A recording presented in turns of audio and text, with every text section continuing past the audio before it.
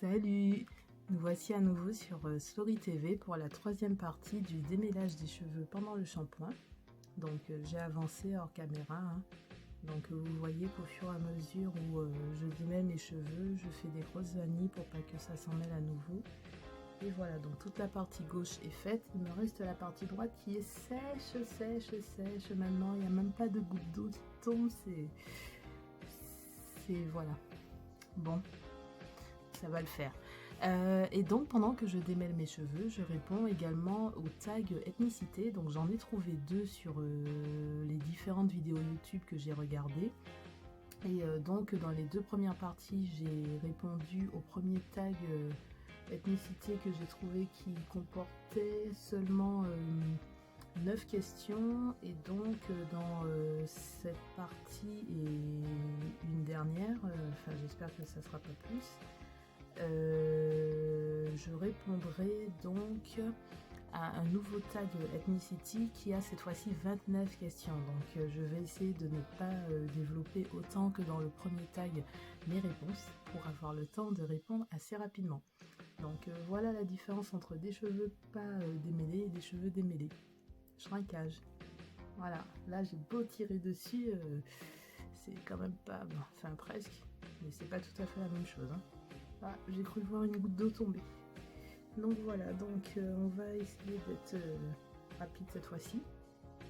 Donc je vais par contre mettre de l'après-shampoing sur toute la moitié droite parce que là c'est tellement sec. Ça va être même difficile à séparer quoi. Voilà. Donc on y va pour la première question du second tag. Ethnicité. Ethnicity, je sais pas comment ça se prononce. Alors, première question. Est-ce que j'aimerais changer quelque chose dans mon pays? Donc pour ceux qui n'ont pas regardé les deux premières vidéos, les deux premières parties, bah, allez voir, hein, pour connaître les réponses au premier tag. Donc qu'est-ce que j'aimerais changer dans mon pays? Je dirais un peu la mentalité antillaise, hein. Pas tout, parce que bah, c'est quand même notre culture, c'est quand même nous, mais il y a certaines choses qui seraient à changer, comme le manque d'enthousiasme pour tout ce qui est consommation de produits black business. On a tendance à consommer tout sauf ce qu'on fait nous-mêmes, c'est dommage, que ce soit au niveau de l'alimentaire, de la mode, des produits capillaires. Je trouve qu'on est solidaire, mais pas en ce qui concerne le shopping. Le shopping, on dépense nos sous dans tout, sauf ce qui concerne notre propre patrimoine. Donc je trouve ça dommage. Et un peu aussi la mentalité des cancans, des cancans, macrélage, tout ça. Mais bon, vous me direz, c'est pas typique antillais ni martiniquais, c'est insulaire, quoi. C'est typique des îles, typique des petites campagnes, des petits des villages, des endroits comme ça qui sont pas trop, on va dire, je dirais pas ouverts, mais c'est quand même typique des îles, typique des villages. Ici, on retrouve ça beaucoup dans les villages, dans les petites villes, où tout le monde connaît tout le monde. Et donc, vous voyez, dans les grandes villes, comme Bordeaux, comme là où moi j'habite, les gens, ils s'en foutent de la vie des voisins. Enfin, en tout cas, où j'habite. On n'a rien à foutre de qui est avec qui voit qui fait quoi comme boulot, Enfin, tout ça, c'est pas notre truc, quoi. Enfin, pas dans les grandes villes. Voilà, je vais pas développer plus. Ensuite, deuxième question. Qu'est-ce qui rend la vie plus agréable dans mon pays? Ben, je dirais la nourriture, le paysage, la chaleur, la culture, le fait de pas se sentir étranger chez soi, quoi. C'est-à-dire que quand on est aux Antilles, on se sent pas étranger. Quand on est ici en métropole, on a beaucoup d'occasion de se sentir étranger. Déjà, comment les gens nous regardent en fonction de où on se trouve, si on est dans une petite ville, si on est le seul noir au boulot, ou dans un endroit particulier, style un concert, un ciné, un resto. Il y a des endroits où on a tendance à se sentir surveillé, regardé bizarrement. Enfin, je sais pas, il y a des petits regards, des petites phrases, des petits... Donc, je dirais que le fait de se sentir chez soi, c'est agréable. Ne pas avoir à se justifier, à justifier sa culture, ses goûts, c'est quand même bien. C'est moins stressant. Ensuite, troisième question, donc c'est une qui avait été posée dans le premier tag ethnicité, hein, c'est de quelle ethnie je suis. Donc, en Martinique, il n'y a pas d'ethnie. Comme je disais dans la première vidéo, on donne des noms aux gens en fonction de leur degré de noir, du plus clair au plus foncé, on va trouver des noms, mais il n'y a pas d'ethnie. Je ne peux pas dire je suis de telle ethnie, non. De telle ethnie, de telle... non, il n'y a pas. Donc non, il n'y a pas. Ensuite, 4. Quel est mon artiste préféré de mon pays? Donc j'avais déjà répondu à cette question dans les premières parties, donc je vais répondre très vite cette fois-ci. Donc en homme, j'aime bien Jean-Michel. Purée. J'aime pas quand les cheveux sont mélangés entre plusieurs parties comme ça fait mal. Si on fait pas attention, on peut s'arracher les cheveux. Donc, qu'est-ce que je disais? Oui, en homme, j'aime bien Jean-Michel Cabrimol, j'aime bien Jean-Marie Ragal et surtout Émile Narayonin. Et ensuite, en femme, Valérie Odina et Jocelyne Béouard. Voilà, qui viennent de mon pays. Ensuite, vous avez vu que je vais plus vite cette fois-ci. Hein. Comme il y a beaucoup de questions, je traîne moins. 5e question. Que conseillerais-tu de visiter dans ton pays? Alors ça va être simple. Hein. Je vais pas pouvoir répondre dans la vidéo parce qu'il y a trop de choses à visiter. Par contre, je vous conseille d'aller sur soit Facebook les voyages de Slory, soit sur mon Instagram totalement Slory et vous cliquez sur le tag les voyages de Slory. Et là, vous regardez toutes mes photos de la Martinique, c'est tous les endroits que je vous conseille de visiter. Mais bon, si je devais quand même répondre rapidement à la question... alors, mon endroit coup de cœur que j'ai découvert en 2017, là, lors de mon dernier séjour, c'est un endroit qui s'appelle de l'eau ferrée. Donc, de l'eau ferrée, la traduction c'est eau ferrée. Je pense, de l'eau et du fer, je sais pas. Mais en tout cas, c'est un endroit très romantique, très... Enfin, en tout cas, j'ai beaucoup aimé cet endroit que j'ai découvert il y a peu. Hein, c'est-à-dire que quand j'habitais en Martinique, je ne connaissais pas. C'est un endroit qui a été difficile d'accès pour moi parce qu'il a fallu marcher. À l'époque, j'étais pas en grande forme physique, donc j'ai galéré un fou. Parce qu'il y a 2 chemins pour y accéder. Il y a un chemin côté plage, enfin côté mer, quand la marée est basse. Et il y a la version dans la campagne, là, et moi je suis passée par la campagne parce que la marée était déjà haute. Et j'ai galéré, il fallait monter. C'était sans fin, quoi. Par contre, une fois que j'y suis arrivée, j'ai kiffé. C'était magique, voilà. Donc si je conseillerais un endroit, surtout pour les amoureux, pour et ceux qui aiment marcher, qui aiment de l'eau ferrée dans le sud de la Martinique. Je sais plus si c'est Sainte-Luce ou Sainte-Anne, je sais plus, mais regardez sur les voyages de Slory, vous trouverez.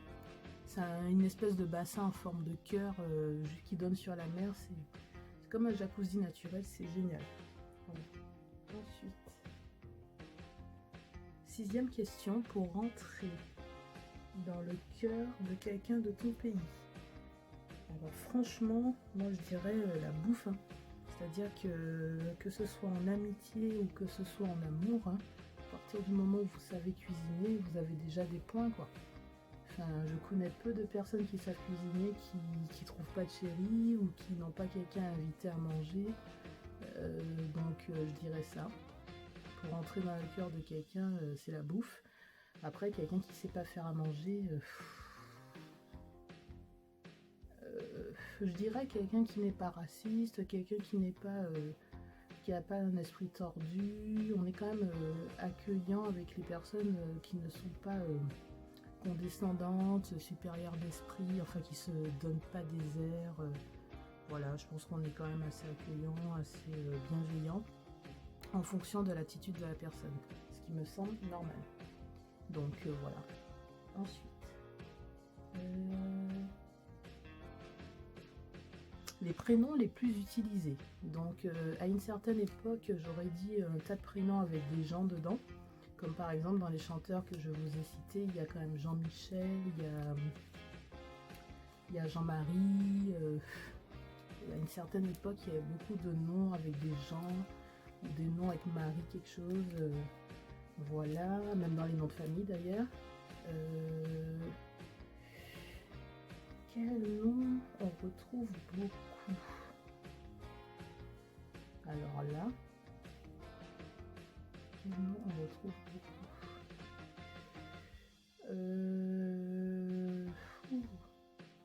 Alors je sais qu'en Guadeloupe, il y a beaucoup de Willy. J'en connais plein de Willy guadeloupéens. Après en Martinique, que ce soit pour les filles ou les garçons, franchement, je sais pas. Je dirais peut-être Patricia pour les... Patricia, Jacqueline peut-être pour les filles, mais bon ça c'est ancienne époque, hein. Maintenant je sais plus. Et les garçons, plein de noms à base de Jean, je dirais.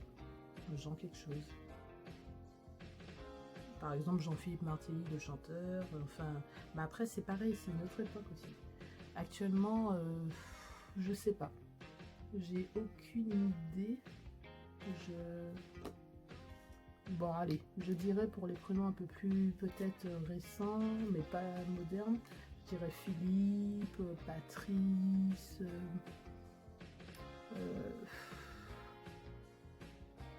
des trucs comme ça. J'ai pas plus d'idées. Voilà, ça fait quand même 20 ans moi que j'y suis plus et j'ai plus trop de... J'ai pas trop de notions pour les petits, les enfants qui naissent là-bas, je sais plus. Donc ensuite...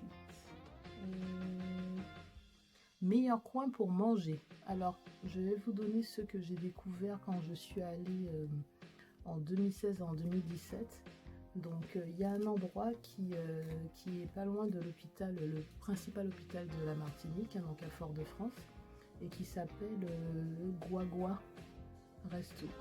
Donc, c'est un endroit où on fait des barbecues, où on mange les rognons, les lambis, les viandes grillées, tout ça, que j'ai beaucoup aimé. Donc Guagua Resto, vraiment pas loin de la Ménard, hein, donc l'hôpital principal de la Martinique. Et sinon, dans le sud, il me semble que c'est à Ducos, si je ne me trompe pas. Il y a un endroit, alors je ne me souviens plus le nom exact, il faut pareil aller sur les voyages de souris et regarder. Mais il y a un endroit où il y a plein de vendeurs, je vais pas dire ambulants, mais dans des camions, dans des petits trucs comme ça, et qui font pareil de super grillades, de super plats, comme ça. Ce sont pas des restos avec pignon sur rue et tout ça, mais c'est là où la bouffe est meilleure, quoi. Donc voilà, on m'a conseillé aussi un restaurant de fruits de mer à Grand-Rivière, que j'ai pas eu le temps de tester malheureusement, mais il paraît que pour les fruits de mer, c'est là qu'il faut aller, c'est le meilleur. Voilà.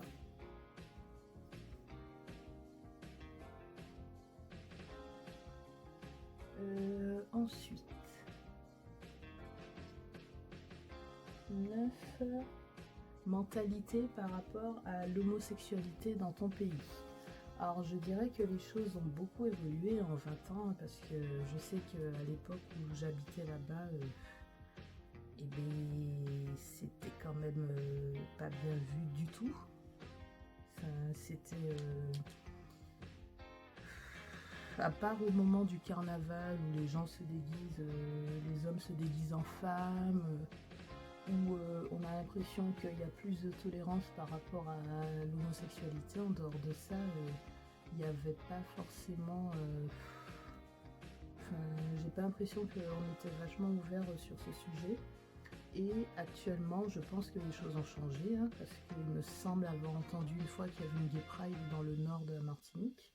Donc s'il y a eu une Gay Pride, c'est que ça a changé. Et je sais qu'il y a beaucoup de touristes homosexuels qui vont en Martinique. Donc s'ils y vont, c'est qu'ils sont bien reçus, je pense. Donc je pense qu'il y a des petits coins, il y a des clusters comme on dit. Mais après la mentalité globale, je pense qu'elle a évolué, mais on n'est pas au point d'avoir des pubs à la télé avec 2 hommes ou 2 femmes. Enfin, j'en ai pas vu, j'en connais pas. Par contre, au niveau de la musique, si, ça commence à bouger. On a Lysinaïs Jean qui est guadeloupéenne, il me semble, qui est lesbienne et qui fait des clips ou enfin, en tout cas, elle est à l'aise avec ça, elle en parle, elle assume et ça passe nickel. Après, c'est une femme, on sait que l'homosexualité féminine passe souvent mieux que l'homosexualité masculine. Donc, est-ce que si demain c'est un homme qui revendique clairement son homosexualité, est-ce que ça sera bien vu? Je sais pas. Je ne suis pas sûre. Mais comme je ne suis pas sûre, je ne peux pas répondre. Voilà. Donc ensuite. Donc la 10e question. La 10e question. Nom traditionnel de ton ethnie. Donc ça va être rapide à répondre, hein, puisque comme je vous ai dit à la question numéro 3, il n'y a pas d'ethnie chez nous, en tout cas pas à ma connaissance. Donc je sais qu'en Guyane par exemple il y a des noms un peu comme des ethnies, des tribus, je sais que ça existe, mais pas en Martinique et pas en Guadeloupe, pas à ma connaissance en tout cas. Donc nom traditionnel, non. Ensuite, 11. Est-ce que tu parles la langue de ton pays? Donc j'avais déjà répondu à cette question dans les 2 premières parties. Donc oui, je parle la langue martiniquaise. Après, je dirais pas que je parle très bien parce que quand on était petit, on n'avait pas le droit de parler la langue, surtout pas aux anciens. C'était pas bien vu parce que c'est un peu comme ici dans tout ce qui est... Enfin non, je peux pas comparer avec la Corse, le Pays Basque et la Bretagne parce que eux, au contraire, je pense qu'ils valorisaient par rapport à la Martinique et à la Guadeloupe, ils valorisaient le fait de parler la langue du pays, quoi.